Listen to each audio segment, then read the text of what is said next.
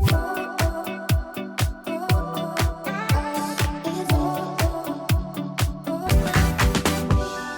everybody, today we have Alex Miller. He's a realtor in Colorado and he also is a YouTuber. So he's got a channel that highlights certain neighborhoods and for people who might be looking to move here from out of state or if they're looking to get a little bit more information about different parts of Colorado.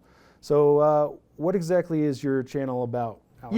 Yeah. So my channel's called Living in Boulder, and what it is it's not just about living in Boulder. It's pretty much the northern Denver metro area, but just giving explanations of the different cities that are around here, Broomfield, Westminster, Erie, and then we're just doing highlighting the neighborhoods and all the different areas, what the fun things to do are in those areas. Very cool. Very cool. So if I'm somebody who's thinking about making a move to Colorado, I got a new job here or something, what exactly am I going to be looking for on paper for a house that I want to look at seriously and maybe ask my realtor to take me on a showing? Yeah, so I mean, there's definitely many of things that, when you're looking at a property in Colorado, if you're a first-time home buyer, then obviously there's a lot more than you're going to have to, learn about. The big things out in Colorado are the foundation, so making sure that the foundation is good. Out here in Colorado, we have very expansive soils, so a lot of settling and heaving, those can be major costs there. Looking at electrical, making sure that if it was built in the 1970s, that there's not aluminum wiring, there's fire hazards there. And then the big things that I look for is, make sure that you're not looking for a north-facing driveway, kind of keeping in mind, like if you want a lot of natural light, you're going to want something that has a lot of windows on the, east and west side of the house or the south side. And then also like curb appeal, making sure that you're looking at, the neighbors. If you have a beautiful house, but, you have neighbors who have trailers and all that kind of stuff out in front of their house, as well as just, upkeep in the neighborhood, not a bunch of cars parked in front of the house, all that kind of stuff.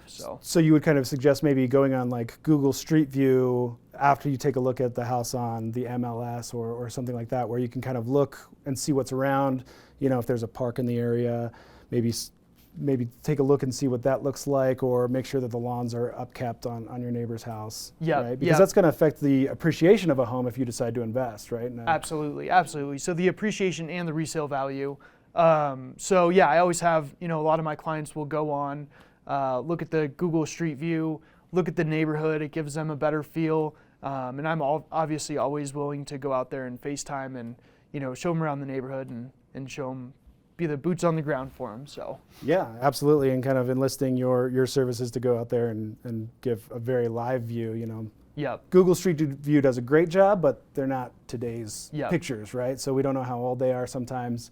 And also, I mean, are there anything that we can look on like an MLS sheet? Like I know the basements are a big thing in Colorado. Yep. And a lot of the square footage is actually uncounted sometimes in an MLS listing, right? Yep. So making sure that you're looking at, like Ben said, a lot of houses have the basements finished and unfinished. Looking at the numbers there.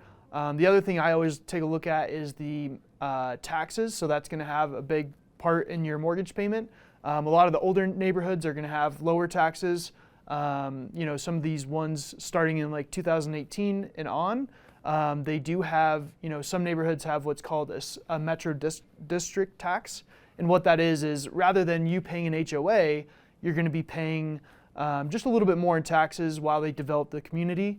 And so you are going to be paying a little bit higher of a price there. Main areas that I see right now that happening in is Reunion out in Commerce City, as well as like Leiden Rock, Candelas area over in Arvada. So I think, playing with the numbers and seeing if that makes sense. One thing I always do avoid is special district taxes. And so a third party kind of owns that and is able to adjust that at any time. I do have clients who are concerned about the metro district tax, but I don't think that that's something to be as concerned about. Okay. Yeah, so it's interesting. So a newer community, a lot of those infrastructure bills are going to be footed by the people in that immediate area as opposed to being dispersed throughout the entire state or county. Correct. Specific to that neighborhood, right? Yep. So rather than paying for an HOA for you to have the community pool, that's going to be wrapped into your tax. So you're going to be paying, maybe $30 quarterly rather than, a normal community where you're paying $200 for that same amenity. You're just wrapping that into your tax rather than an HOA payment. So. Interesting. And another thing, when I go look for a house or something, what I look for is, what kind of utilities are available. I know that high-speed internet, there's a couple of different companies out here, and they all seem to have different markets that they excel in. If you're looking up in the Boulder or even Estes area, CenturyLink has really great high-speed internet, but Comcast is not even available down there. But if you go just a few miles down to the Westminster area, CenturyLink at my house only has like a 6 megabit speed available to me. So something that you can kind of check up on and make sure like this is the speeds I want and maybe price it out. And if you're a hyper budgeter or something like that, like certain details like that might actually be really good to take a look at if you're looking seriously at moving out of state. Yeah, so definitely looking at service providers for that, as well as even like power. I did property management prior to this, but most of the Denver area is going to be Excel, which is great. And then once you go a little bit further north, that's getting into like Erie and some of those areas, is United Power. Nothing wrong with them, but a little bit more challenging to deal with from my experience. So.